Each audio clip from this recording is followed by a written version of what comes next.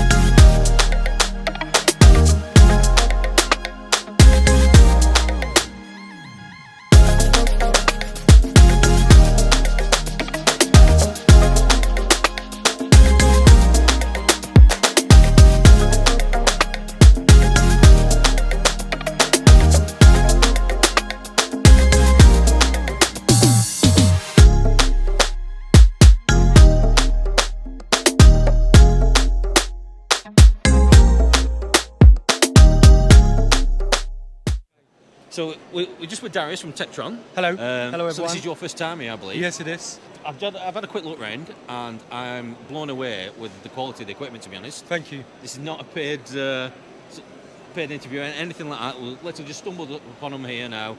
I've had a quick look at your extractor and your decapping tank. So tell us about yourselves and what you're about and what you're bringing to the market. No problem. We're a small family business. We have started with selling expanded metal mesh, mainly used for varroa floors, and that's how we try to get into the beekeeping market. We now introducing Tech1. It's a new manufacturer of beekeeping equipment. Very exciting, very good quality. It's all right. Sorry, pause. Go on.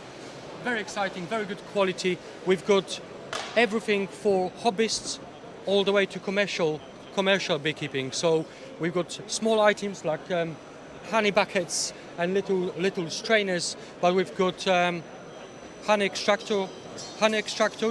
Again, everything from small equipment, manual ones, all the way through radial to self-turning equipment, which is more for commercial usage. Well, I've just looked at the swing basket extractor there, and I was, to be honest, I'm blown away with the quality of it. You know, and it's really good. Definitely, yeah. That's why we're so excited to be here today to present this amazing product, and it's priced really well. And I think that's important, especially in the current climate. For everyone. One thing is for definite, the price of beekeeping equipment is rocketing year on year, and it's just refreshing to see a kit manufacturer of this quality, you know what I mean, at sensible prices as well. So we wish you all the best. Thank you. We hope you have a really good day. Thank you very much. And we'll put a link to the website in our description, and please go and have a look, because this kit is exceptional. Yeah. We're Tech1 UK. Please visit our website, techtrongroup.co.uk. Anything you need, my contact details are there. You can just give me a call. Fantastic. Thank you very much. Thank you. So we're just with Richard Noel. Thanks, Richard, for taking time out to have 5 minutes with us. Obviously, a lot of our viewers will know exactly who Richard is. So, Beekeeping Show again. I know you were here last year. That's correct, yes. And what do you make of this year's? Very good, excellent. Loads of diverse things this year again, even more so. What I'm seeing at shows, I did the National Honey Show last year in October, and then I was lucky enough to go to America to the North American Honeybee Expo, and what I'm seeing wherever I go, I'm seeing much more diversity, and people offering like different types of hive, but really good quality gear, much more innovative products, things that are really seem to be, you know, the vendors you go to are really happy to chat now. Yeah, absolutely. The days of just flogging a load of kit are gone, and I think that was an issue. There was only one or two suppliers, and they pretty much had the market share, and they could do what they wanted. Where now there's so much competition. I mean, I looked at some of this Tectron kit here today, and I have to say, the build quality is immense. I know. And you could almost compare that to the Carl Fritz stuff. Which is and I know you use the Carl Fritz stuff, don't you? Yeah, I've got some of that. It's only because I believe in buying a good kit, and I believe you buy it once and it should last you the rest of your career. But the amount of stuff here is really, really good. I'm really impressed. You know, so. Awesome. So also, I know you've travelled over from Normandy. So I'm going to be honest, without sounding a bit of a mug here, when I started beekeeping, obviously hobby beekeeping a little bit different. When I started to get it a bit more serious, you were one of the guys that I started watching a lot more, and obviously I follow your weekly blogs or bi-weekly, whatever you post now. But ultimately, we raise a lot of queens, and you're the guy I learned how to rear queens from. So we pretty much use your process step for step. But I know you're heavily involved with, obviously, Asian Hornet awareness over here now. Yeah. So we're in Lancashire. We've not been affected by it yet, but I think it's only a matter of time. So what are the steps we should be taking, obviously, for when that comes? Well, personally this year I don't believe you should be trapping. I don't think there's any need for you at the moment, but I just think you should keep an eye on what the other groups are doing further south and see if they're starting to see any turn up in the traps. I'll just wait for the announcement. But if you have an area where you're, say, within 10 kilometres of a nest that's been found, I would say put traps out. Try and use selective traps where possible. But if you're in an area where you're catching Asian Hornet queens in the spring between, say, early March and, you know, we say generally end of April, where the queens stay back in the nest and carry on laying and the workers take over, trap quite hard then. And it's much better to catch a queen when she's in a trap. You then, of course, save about 12 kilos of insects to the environment, and then you've also dealt with the problem before it made queens again at the end of the year. That's always what I try and say to people. A lot of people are jumping up and down saying, "Oh, buy catch, don't catch any insects." The problem is they don't understand how it works. They don't know that if you've had 3 or 4 blue bottles in a liquid bottle, and yet you still got 2 Asian hornets, that's potentially 24 kilos of insects you've saved the environment and a whole lot of bother later on. I'm not saying it's acceptable to have bycatch, I'll say that clearly, but if you do have a little bit, it happens. I mean, you get bycatch in wasp traps, you get bycatch and all that. Unfortunately, it's one of the problems we have to deal with, and we're finding ways to deal with it, but it's certainly better to trap Asian hornets at the stage when they're foraging, because they're the only things that exist from that nest from the previous year. So it's a much better thing to do. And obviously, you know that first-hand experience. I know a couple of years ago you really struggled, didn't you, with lost a lot of hives. We had a terrible year 2022, but we also learned a huge amount. That don't think that just because there's not many Asian hornets around at the end of one year, it's going to be not many the following year. It seems to be really, it all depends on how the winter is, how well those queens that come through the winter. Don't forget, an Asian hornet nest that produces queens is something like only 60% will probably die over the winter and the following spring. So only a very small 40% might be available to become foraging queens. We've noticed obviously wasps, I mean, winter's getting milder, so more and more queens, wasps, hornets are surviving those winters, so obviously that's going to be a growing problem as well. It is, and the winters are getting shorter. Our bees are not shutting down as much, they're consuming more sugars. We've got the problem now, we're right in the worst place. They're not flying, there's no nectar out there, but they're flying and then just burning sugars. So everything in my colonies in France at the moment has been flying since middle of January. We only had a cold snap really most of the last part of December, and then it really went milder and milder, and up till now, and they're still flying, bringing pollen in, but there's been no food going in that colony right since the start. So you've got to work on that, and remember that those are the sugars you put in last autumn, and you've got to make sure that's topped up. You know. So I know a lot of you guys will follow Richard. So obviously, you know, he's got his new honey house going on. So what's your main aims and targets for this year? Okay, so I'm doing a second grant this year. Believe it or not, I'm not going on about it. People say, "Oh, you're so lucky," but I'm not. as a farmer in France, they've introduced new grants available. If there's So you've got to use them, haven't well, you? exactly, but you know what? You blimmin' earn it. Yeah, because the amount of paperwork and red tape it takes to get a grant on the table is enormous. I'm paying someone this year to do the second grant for me, but I get the chance of 2 grants in 7 years. Yeah. So after this last one, it's done. Yeah. But that will then mean I can finish the mezzanine in there, build the rooms underneath, divide it all off with insulated rooms. The warming room will be finished, and then we put a heat pump in, electrical work, and epoxy floor. And that's the best part of 120k.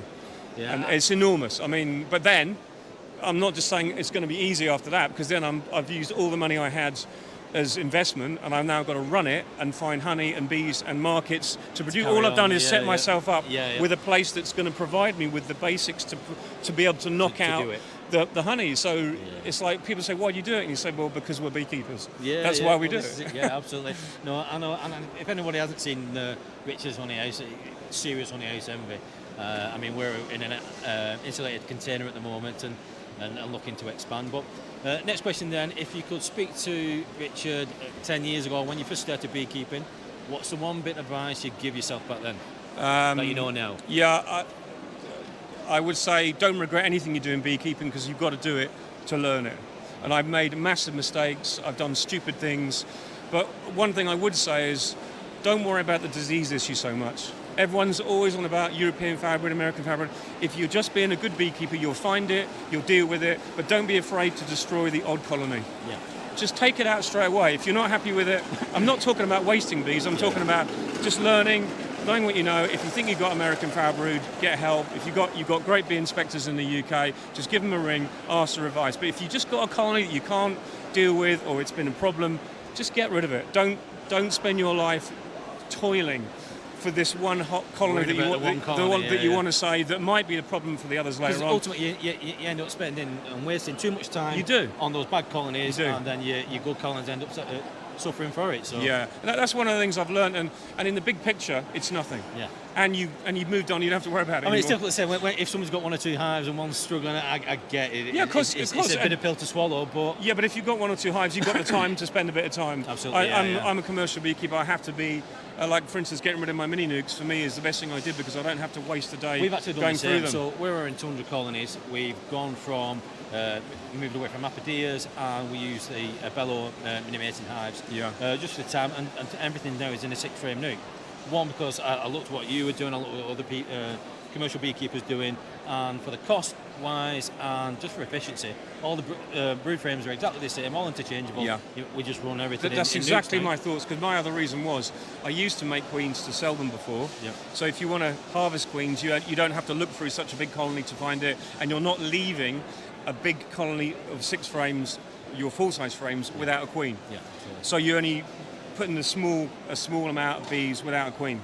Whereas if you're making nukes, so you're basically raising a queen and giving it a nuke box around it with worker bees, you're getting much more potential usage out of that colony for gains, for selling, for increasing your area, for recovering winter losses. But you're also not spending too long going through nukes every day to buy, because I just find they seem to do just as well in the nukes as the mini nukes. And as I said, if you're not actually raising queens to sell, that was the line for me. I mean, we do sell a few queens, but ultimately just making life easy for myself. Like I say, all the frames were interchangeable, and I just didn't, cost-wise, you're paying for an apidea, and is what you're paying for a polynuke. And it's not just that; it's that fact you've got to have separate frames made up every year. It's the extra layer of work. And I'd go through my mini nukes, and it's a day gone. Whereas I could do it in my nukes. I think the final straw for me was with the apideas and the smaller hives was losing queens, because they don't want to hang out about in the long once they're made to do this. No, they do tend to abscond. And the thing is, they say that you should really have queens with a young queen with a first brood net for at least 21, 22 days, and you just can't do that really in apidea. No. But that's what you can do with Mini Plus. So it used to work for me, but I end up with so much equipment. All I'm doing is literally cutting my nose off to spite my face in that kind of scenario. So in a nuke that's the same size, they get too strong, you take a frame out or you split it again. 6 frames, take 3 out, give it another queen. Job done. It's so easy that way, It's so easy. Richard, thank you very much. No problem. Nice to meet you. All the best with your new YouTube channel, and look forward to seeing you. Thank you very much. Drop us a note. Will do. Thank you. Nice to meet you.